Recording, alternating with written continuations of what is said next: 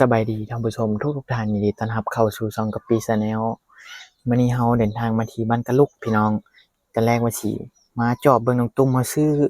เครื่องมาให้น้องตุ้มเล็กๆน้อยๆกับซื้อยาซื้อหยังมาให้น้องตุ้มพี่น้องยาแก้แพ้แล้วก็มีแป้งแล้วก็ในอยู่ในกินซื้อมาฝากน้องตุ้มแล้วก็มีเสื้อเนี่ยพี่น้องเสื้อแขนยาวซื้อมาฝากน้องตุ้มก็บ่พอน้องตุ้มนำไปบ่ไปรีพาไปห้องหมอพี่น้องน่าจะไปกวดเรื่องคันนี่แหละคือว่าได้ยินจากก็พี่อ่านคอมเมนต์ก็ว่าน้องตุ้มมันไปรอบนึงแล้วไปห้องหมอนั่นก็บ่ฮู้ว่าเป็นอันใดหมอเพิ่นจัดยาแนวใดให้มื้อนี้ก็ไปเนาะบ่พอน้องพี่น้อง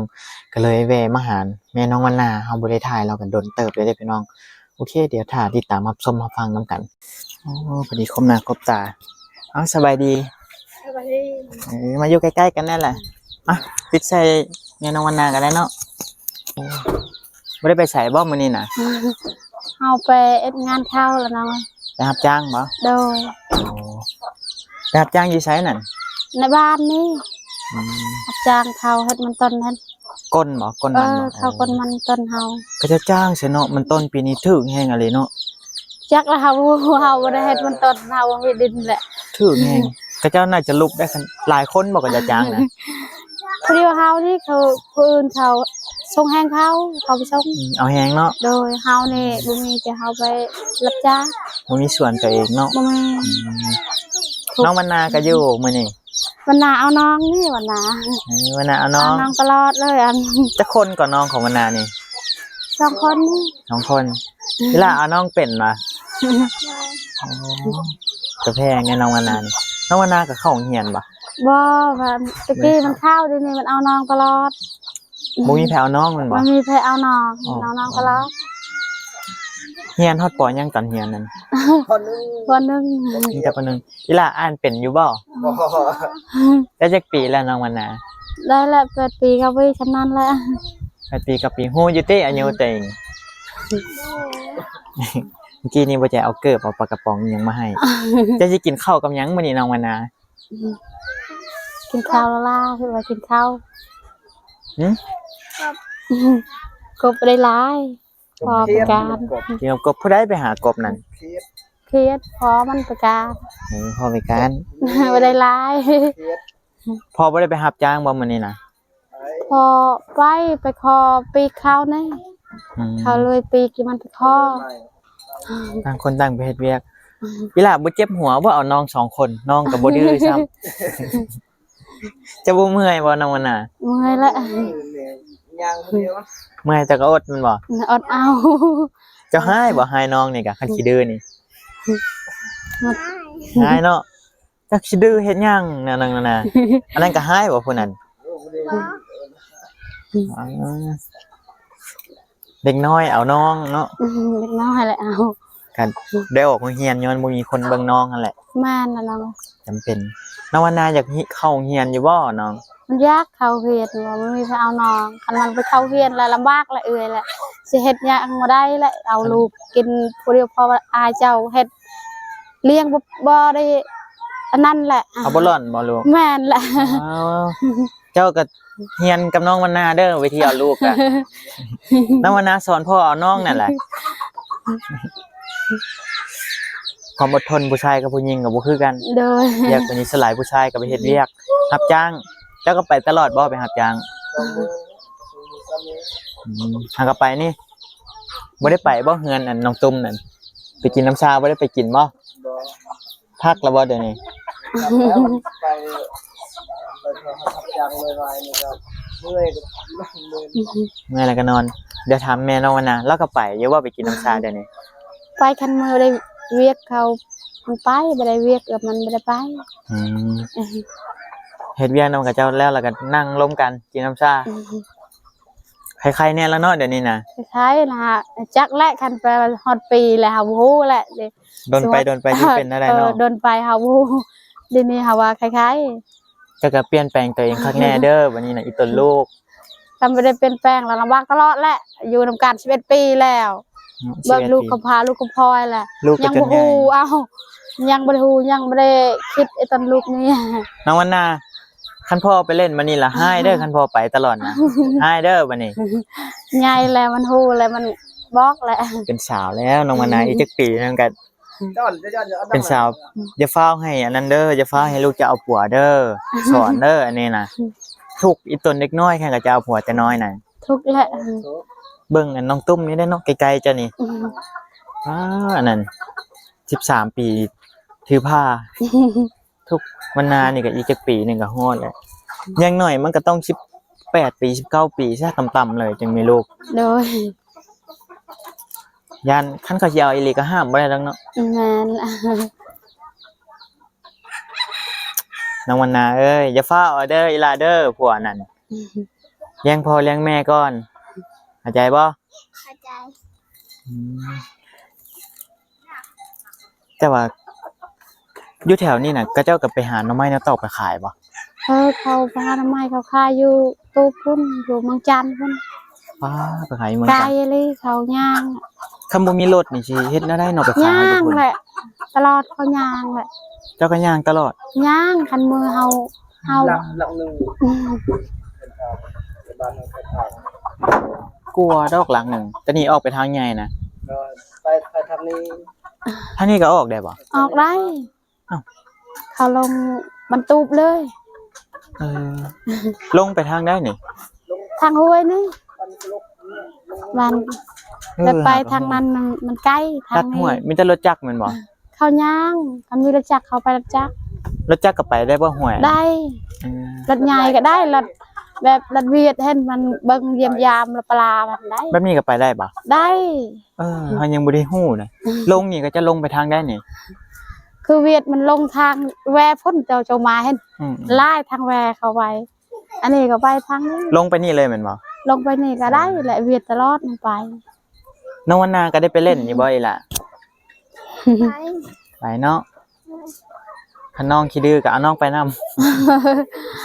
มันมันตีแหละมันเอานองมันตีมันหายแหละผิดกันตลอดแหละกับผมนี่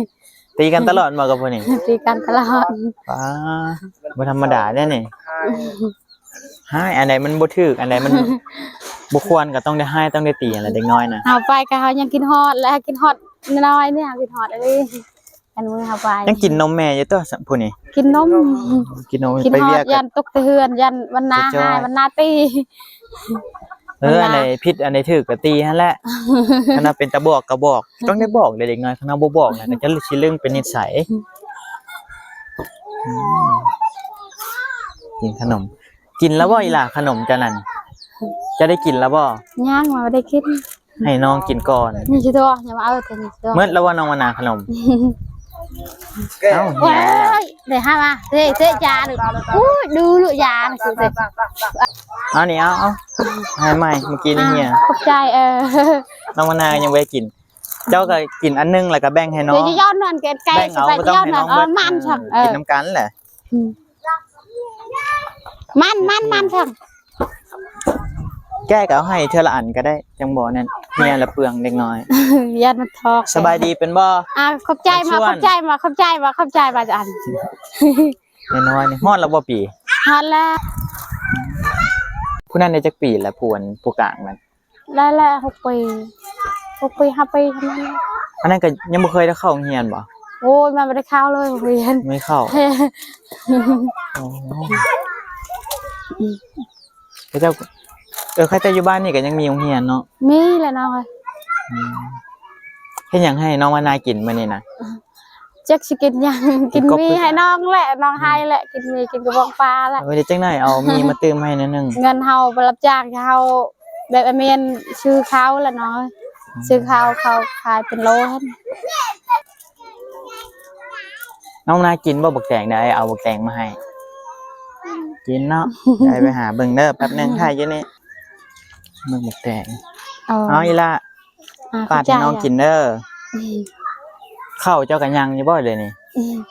ยังวีช่องชอบเฮาไว้ยันฝนตกนะเดือน7เดือน6นั่น ของระยานฝนตกแล้วหา เด้ บ่ อ ได้บ่ใครแน่เรามีแล้วจังหาวันนั้นจังปาดให้น้องกินเด้อน้องวนาเด้อกินน้ำกันกับน้องนั่น โดยกินน้ำกัน สิให้แต่น้องกินอย่างเดียวบ่ได้นะแบ่งกันนั่นแหละฉลายเด็กก็เจ้าแพงเด็กน้อยแพงน้องตัวเองนั่นแหละเบิ่งพี่น้องเป็นเอื้อยนั่น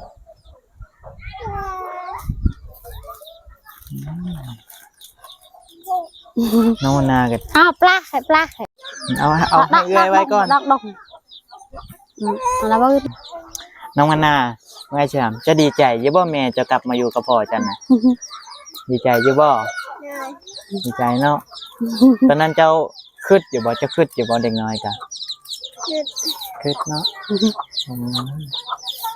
เด็กน้อยน่ะเป็นตาอีตนได้ขึ้นมาเด็กน้อยอันพ่อแม่แยกทางกันนั่น โดย ตนกับเจ้ามันมีกับมีพ่อมีแม่มีหยังกับยังได้เว้ายังได้เอียง โดย แต่ว่าน้องวนานี่ฮู้ความเบิ่งนี่รู้จักเอาน้องเอาหยังสิคำแล้วเด้นี่แต่แรกน่ะว่าสิมาหาน้องตุ้มน่าจะไปห้องหมอ เป็นยังนะคัน น่าจะเป็นคันนั่นแหละชื่อเจ้าก็ได้ไปอุ่นอันนั้นอยู่บ่แต่นั้นก็อุ่นคันกำกันหยังกับไปบ่ เฮาไปคือกันมาเฮาไปแบบเฮาไปลูกเฮานอนที่เฮาเมื่อให้อายภาวนานี่แหละ ไปแป๊บเดียวแล้วก็กลับเนาะ โด ไป ย อุ่นที่ ภา ซื่ ว อ นาแล้วก็ไปตอนนอนก็ไปนอนพุ่นเลยช่องมือแล้ว แล้วบ่ได้นอนเลยเต้อย่างนั้น คือว่าก็จะกินน้ำชาอย่างนั้นจนแจ้ง2มื้อ เขาแบบเขาเมื่อแหละ1 โมง2 โมงและเขาเมื่อ อืมบางคนก็อยู่จนแจ้งเนาะค่อยถาม โดย ป้าบ่ได้นอนเลย2 มื้อ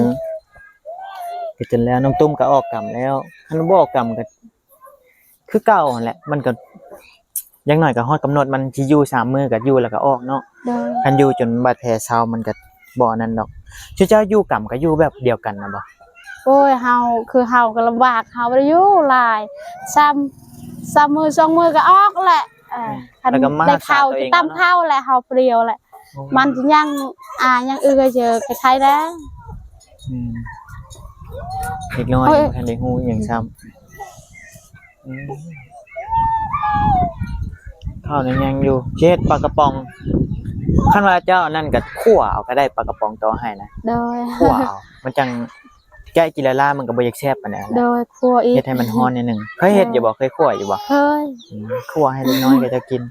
มีผักมีหยังกันเจ้าก็ได้เฮ็ดสวนเฮ็ดหยังบ่ เฮาบ่เฮาแบบเฮาเฮ็ดวีโฮธรรมดาปลูกผักกาดปลูกบัวธรรมดานั่นแหละมันมีดินเฮ็ดแหละ ปลูกบ่ โดย เฮาได้กินเนาะคันว่าเฮาปลูกนั่น พอได้กินแหละ คันซื้อก็เจ้าอย่างเดียวก็บ่ไหวบ่เผ็ดอีหยังก็ได้ซื้อเบิดมันก็บ่ไหวแล้วเนาะ โดย เอาวันนี้บ่แม่นยากแล้วบ่หั่นได้ มัน กิ อู นได้จังได๋ละปาดให้เพิ่น มัน กิ บ่ฮู้ บ่ฮู้ว่าแม่นอิหยังซ้ำ บ่ฮู้ใครกินสิมันกิน เอาแม่วนาเดี๋ยวมามื้อหน้าสิมาจอบอีก โดย อยู่ดีมีแฮงเด้อ โดยขอบใจ เอ้ยน้องวนาก็อยู่ดีมีแฮงเด้ออีหล่าเด้อคำฮู้บัดนี้ฟังความพ่อฟังความแม่เพิ่นเว้าหยังกะเอาสบายดีอีหล่าโอเคพี่น้องมาจอบเบิ่งแม่น้องวนาแนวหนึงแล้วก็มายามเบิ่งน้องวนาก็พี่ยังบ่เคยถ่ายน้องวนาจักเทื่อมามื้อนั้นก็บ่พอลาวจังไดก็ขอให้ทุกท่านอยู่ดีมีแฮงสุขภาพแข็งแรงผิดพลาดประการใดก็พี่ก็ต้องขอโทษขออภัยไว้ณที่นี้ถูกใจก็ฝากไลค์ฝากแชร์ฝากติดตามให้ก็ปีนะเด้อพี่น้องอันนี้มันก็ใกล้สิค่ำแน่แล้วตอนแรกว่าสิมาจอบเบิ่งน้องตุ้มเฮาซื้อหลายอันได้พี่น้องมาให้น้องตุ้มนั่นมีหมดแนวอยู่ในกินแบบแล้วก็มีแป้งมีหยานี่แป้งอันนี้ซื้อมาให้น้องตุ้มคันแล้วซื้อหยามาให้น้องตุ้มพี่น้องยาแก้แพ้แหละกันหลายคนแนะนำมาจะมาน่ะบ่พอน้องตุ้มพี่น้องบ่ไปรีพาน้องตุ้มไป